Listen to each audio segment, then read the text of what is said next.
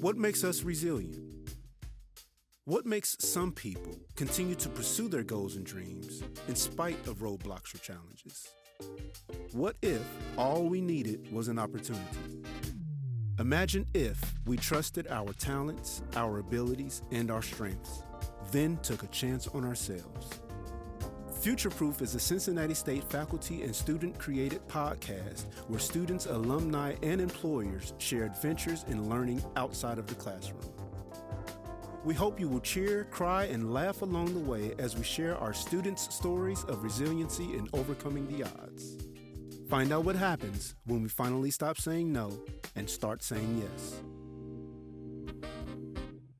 Hello and welcome to FutureProof. I'm Jayne Martin-Dressing. And I'm Eimee Donbar. Welcome to the first episode of FutureProof, a podcast about experiential learning. Eimee and I are co-op and internship coordinators at Cincinnati State. You want to tell them a little bit about what that is, Eimee? Whoa, that is a tough charge, being an internship and co-op coordinator, Jayne. Cincinnati State is the first two-year college to require students to do some form of experiential learning, which can be an internship, a co-op, a practicum, as a part of our curriculum. So our job is to place these students in an experience that reflects their major and gives them an opportunity to learn more about what it's like to work in the field that they've chosen to major in. So FutureProof is a podcast that is about sharing these stories of student success, overcoming obstacles, grit, resiliency. And this podcast came out of hours of conversation about how inspired we are by these student stories, about what happens when you get an opportunity to shine. And we hope that you will be as inspired as we are by these stories. So welcome. We have an amazing student to introduce you to today. She's still a student, but she is now a graduate of Cincinnati State and has moved on to bigger and brighter things. Eimee, you want to tell us a little bit about how you met? So I've been working with Jayne for about the past year and a half, and Eimee was one of my first students I got to meet with.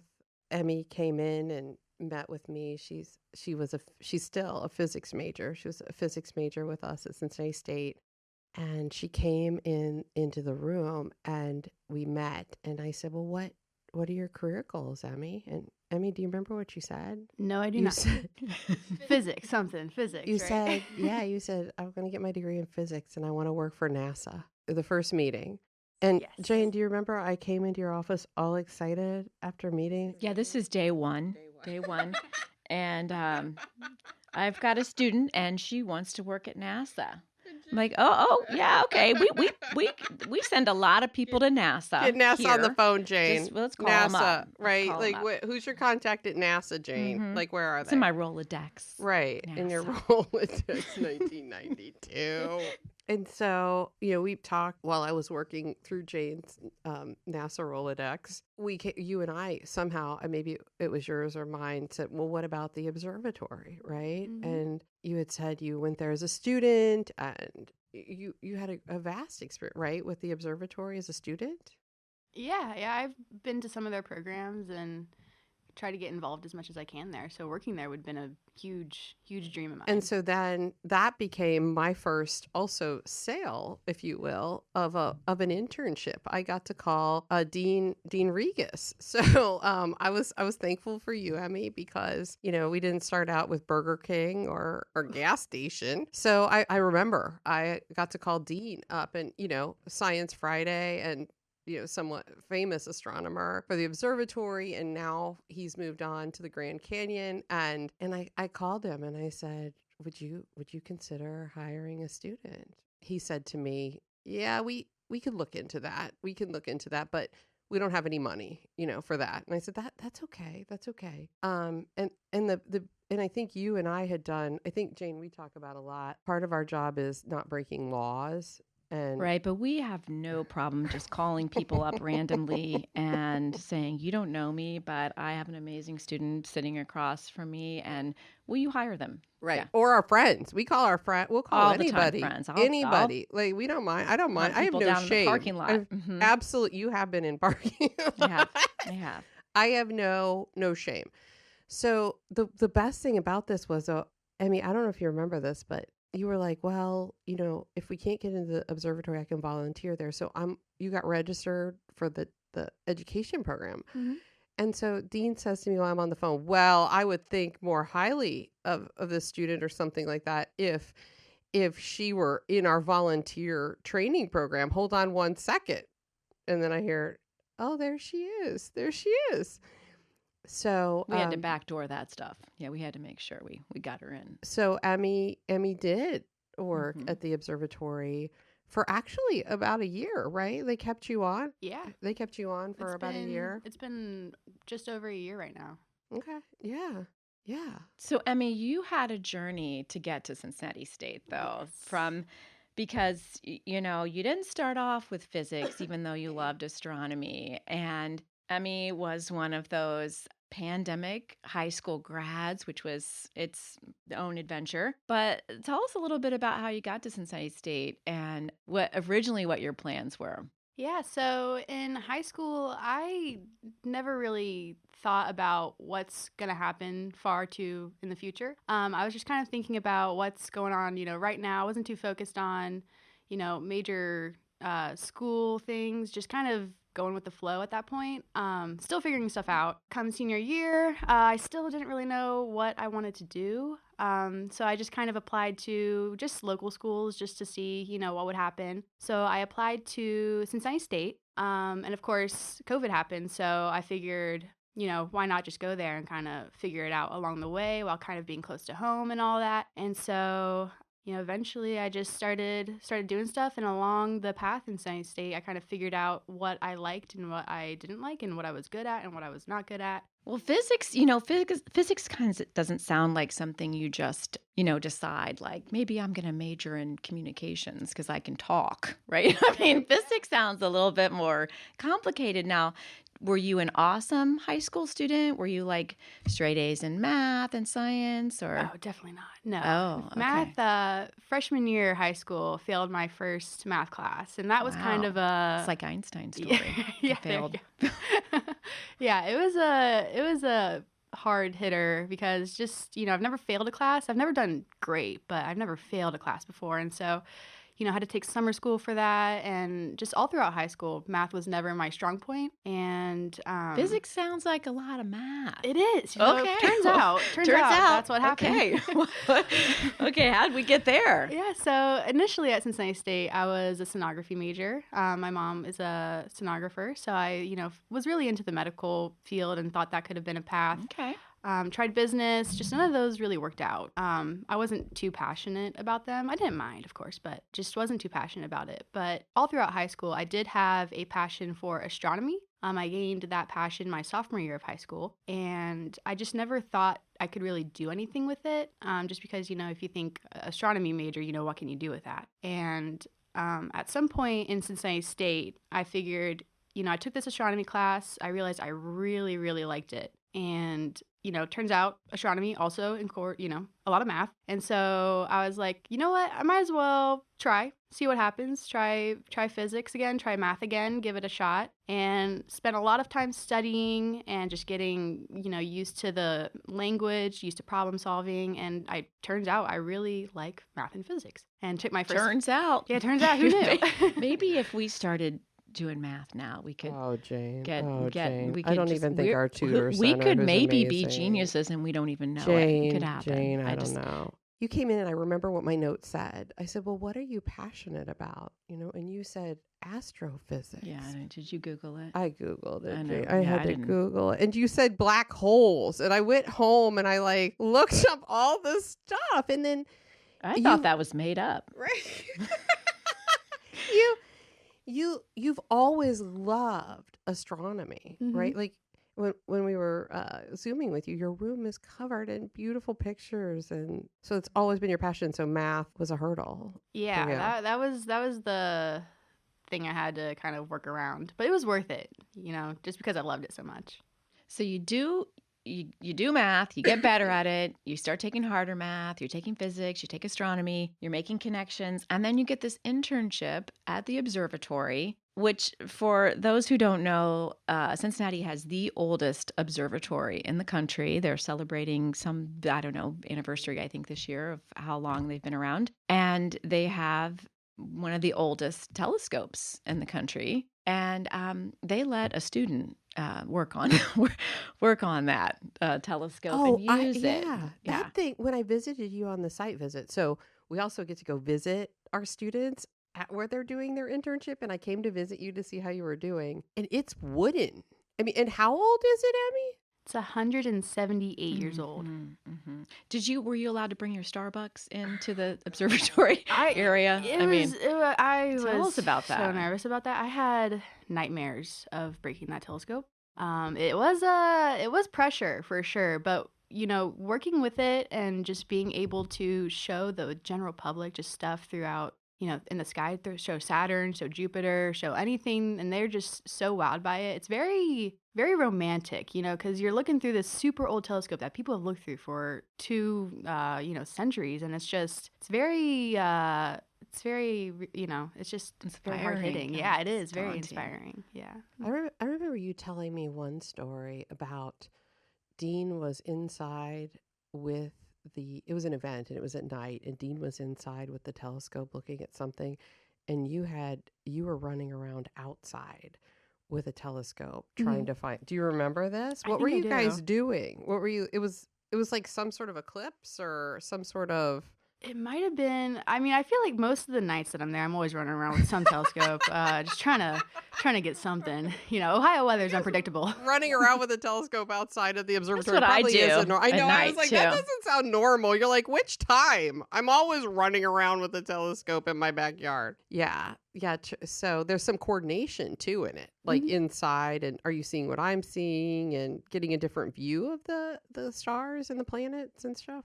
Yeah, we always try, have the main, object in the Mitchell telescope, which is the oldest telescope. And we'll usually have, some portable telescopes outside, just for easier access and looking at something different, just to kind of give people a range of what's out there. So I'll usually set something up and just be like, hey, what do you guys want to look at? We can look at anything. I can give you options. If you're really, you really want to see something, I'd be absolutely down to just look at anything. Yeah. What was the moment where you were like, wow, I'm doing this? Like, what was it? Do you remember a time where you're like, I can't believe I'm here doing X? Every time I work, that happens. Oh my gosh, Eimee. I sit there, during these programs, and I'm just, either observing or doing something, and I'm just sitting there and I'm like, it doesn't get better than this. It really doesn't. Yeah. That's something I love doing. So then after, the observatory, we figured out that in order to get a job with NASA, that you have to get a scholarship to NASA. So we started the application process to the NASA scholarship. So tell us a little bit about that process.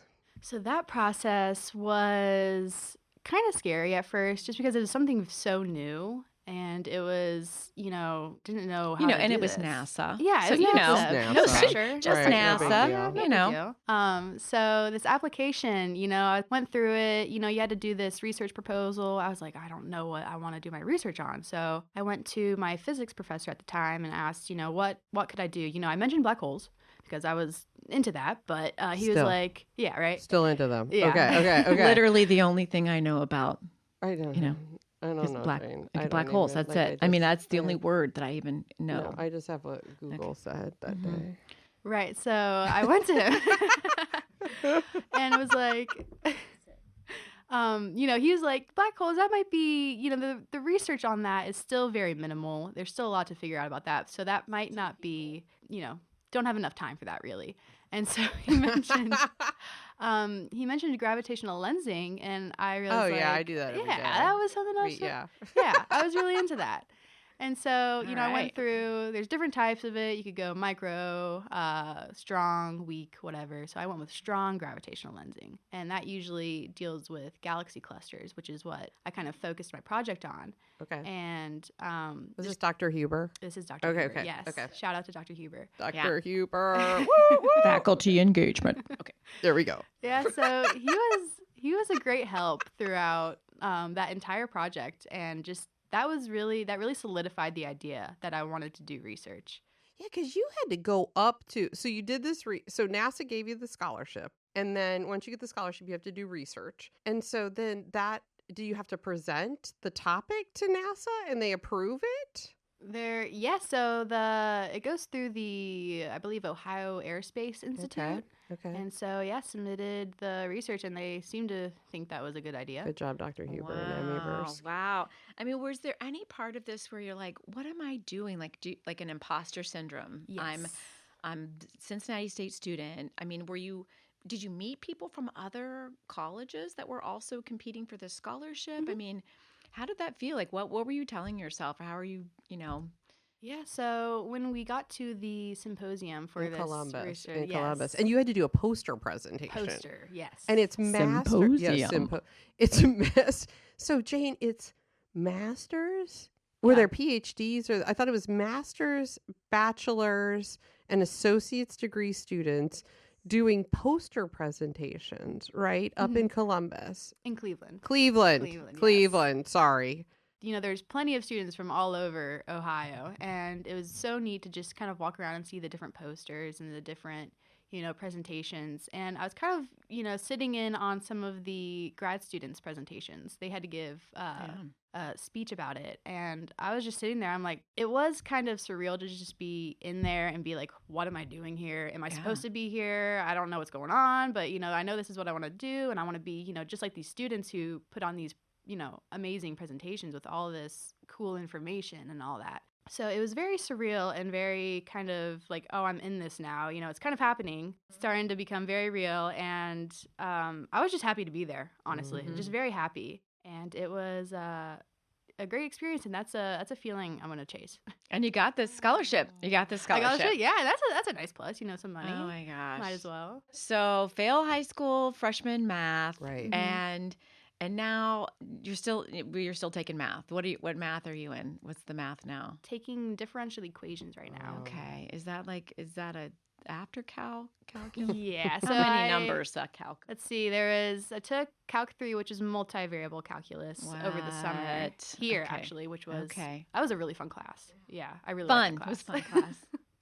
Really enjoyed it. I'm going to tell you what was fun when I was in college was that now, don't repeat this story. No, I thought you were going to say beer pong. No. It wasn't Star Party either, but we'll talk about that later.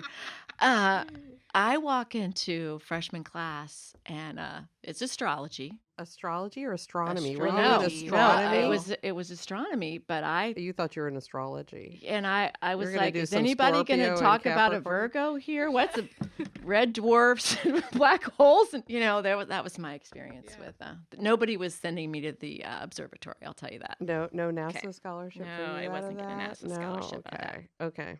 All right, so you're at UC, you're rocking it at UC, and I heard you say something super cool. I'll just see what happens. That seems like it's been an approach. Hey, I'll see what happens.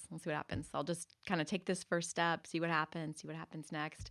What's going on for you at UC now? So UC, the major focus there is just getting research under the belt. Over the summer between Cincinnati State and UC, I emailed a professor whose research he does some strong gravitational lensing research. And so I was like, hey, I just did this project. That's something I'm super interested in. I'd love to do more. And so thankfully, he was able to put me up with a research group over the summer where we did data reduction with the James Webb, which that was another moment. I'm just hitting, these moments where it's like, oh, it's happening, this is so surreal. I'm trying to play it cool, they're playing these like cool, visuals of lensed galaxies, and I'm just like, yeah, I see that all the time. No big deal. It's whatever. It's whatevs. Yeah, I have experience with that. Right. But I watch Big Bang Theory. Right, yeah. That's right. All right, so you're getting research, you're connecting with faculty at UC. Why? So failing, we go back to this, our students are listening to this. Hopefully other higher educational professionals are listening to this podcast. You set out to do your dreams and you're doing it, right? What do you think led to that? Like, what were the contributing factors to you saying, hey, I want to work at the observatory, I want to work at NASA, and you did it? ever since I had my mindset on becoming an astrophysicist, I just didn't look back after that. I just kind of went for it, just started looking at, what's the next step I can take to achieve this goal. And along the way, of course, with having wonderful connections at Cincinnati State, you guys really kind of, you got my foot in the door, really, for that. And it was just kind of, what can I do now? It's a very now thing, in this moment, what can I do? And we'll just kind of figure it out along the way. I do have these long-term goals, and it's kind of just how do I get there in the moment, and just thinking about, what's next. What's next? Mm-hmm. What's next? I love just ticking that. them off. Yeah. And so just kind of went for it. I love that. When we talked to you, one of the things that stood out for me was that you've got this career path ahead of you that is more higher ed and PhD program, and that's the path people take who want to work in this field. And I love that you said, I'm just looking at the step that's right in front of me, and that's all any of us can do. We want to go for something. It's one step at a time, not what happens next year. What if I, what's 6 months from now? Just tomorrow, one step at a time. One day at a time. Yeah. Yeah, it can One goal at a time. It can be threatening to look at, such a big picture, especially when your goals are so, as of right now, possibly far-fetched. But, if you're looking at the entire staircase, it's going to be like, man, I got to do a lot. You might get discouraged, So just look at the step in front and go from there. Yeah. I love that. All right. Well, I have to come back to this story that you shared with us, which was your TikTok inspiration. Oh, yeah. And, Yeah, we asked what inspired. This was great. The other day we met with Eimee, and I think we asked what inspired you, right? And so can you tell us a little more about that? Mm-hmm. Yeah, TikTok. All right, guys, astrophysics. Okay, via parents, TikTok. don't take the phone away. They're going to be physics majors. Just give them a moment. Yeah, COVID gave me a lot of free time, probably too much free time. And a lot of that was spent on TikTok, which it probably shouldn't have been, but you know what? It turned out all right. But yeah, I just watch cooking, right? Demos. That's it. But some people are watching physics, Right. Yeah. Right. Okay. Yeah, so there is this creator on there, and she was still an undergrad in the time, and she was working towards becoming a theoretical physicist. And she talked a lot about, astrophysics, studying it. She was her media, videos were very oriented towards getting girls involved in STEM and, saying like, hey, you guys can do this thing. It's definitely possible. And so that really honestly inspired me. And so I kind of, thought, let's do it. I have the time. It's COVID. Might as well start to figure it out. And so I eventually just got the courage to be like, yeah, let's just do it. And it's very inspiring. Inspired by TikTok. Yeah. I mean, it is so exciting to just hear what you're doing and inspiring, and we love this story. These are the stories that we hear, right? Like I came to Cincinnati State, thought I wanted to do one thing, took a class, got excited, kept going. And that's what college is all about, is, figuring it out, taking chances. You said, see what happens. And that's what we want for every student, right? Take a class, get a part-time job, do an internship, see what happens, see where life takes you. And you've really proven that you can tackle hard things, do hard stuff. Super cool story. Thanks for sharing it with us today. Yeah. Thanks for We having brought you a me. little gift, a No, you little didn't. C-State. Yes, No. yes. Yeah. Oh my goodness. Yeah, there's some goodies in there. A little. Oh, what is Yeah. this? Well, Oh, yeah. Write down A down journal. all of you your. know you love that that journal. We I want you know. to put some math equations in Yeah, there and so- some physics. Some that math is stuff. amazing. What was it? Oh my Lensing. gosh. Lensing. She said Yeah. something about dust the other day too. She didn't really Oh, have measuring Oh, dust. yeah, measuring dust. Jane said she's got a lot of dust. You know, Yes. she's got some I mean, if dust you for want to measure if dust, you want to measure I've dust got, with your microscope, Jane can be. I've got plenty of that. Should I open this right now? Yeah. Is it- Well, You can it's open it. I'm know just how going to to tell open you it. what it is. Yeah. It's a big. I had to Google what it is too. She sent it to me last night. I'm like, I don't get it, Well, so I it's just radio it's a- silent. Stanleys are really big right now, but This it's is a it's it's a a fake fake one. Stanley. It's a Oh my fake It's a Stanley. Stanley. It's a family. She said, Yeah. I got her a family, and I just didn't respond. I was like, Oh my okay. gosh, There you that go. is awesome. I love So, it. you Thank know, so when much. you are out there tackling differential equations, and you won't be thirsty. I gotta So, stay hydrated. Yeah. Yeah. You stay same. hydrated. Right. I have I've always been looking at Stanley's actually, but I never committed to it. Okay. But now well, that I you're have one still that says not Cincinnati committed, State- but It's a family. It's a family. It's not a real one. Thank you so much. Eimee, thank you so much for being here. Thank you. Jane, you had this great idea for a closing segment for the show. What was it? Yes. Welcome to this week's episode of Wildest First Day on the Job. And we've all had some crazy jobs, and but sometimes they start off crazy and they just get wilder. But Eimee had a hilarious first day on the job, and so we thought we could kick off this segment with her story. Thank you. I forgot about that until you reminded me. I forgot about that first day. So I'd been working at Cincinnati State for 4 years, and I was working as an academic advisor, and I got the opportunity to come down and work with Jayne as a co-op and internship coordinator, and it was my first day, Jayne, and I was sharing a cube with someone else, and I was sort of rearranging the cube. They'd said that I could make the cube mine. By cube, we mean carpet walls.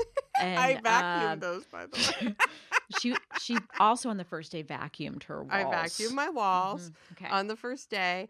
And then I spilled coffee on someone else's laptop keyboard. Like in my Starbucks went in the entire keyboard. And First day. And I think what makes this story even more interesting is if we talk about our dean, a little bit about our dean. He is an amazing, brilliant, funny man with a big heart, but he is no nonsense. Yeah. And mind you, this is day one. Day one, and I ruined someone else's computer. And so college issued school property. Right. At a community college, right? And I had to go down and tell our dean that I had ruined somebody else's computer. Hi, I'd like to introduce myself. My It's name my is first Lisa. day, It's my first day. and This is I Hickey, broke Donbar. the equipment I used on the first words, day. please don't fire me. Please don't fire I me. said, please on don't day fire one. me. So we want to hear from you, listeners, about your craziest first day on the job. Hopefully you didn't destroy equipment as well on the first day and risk getting fired before you got started.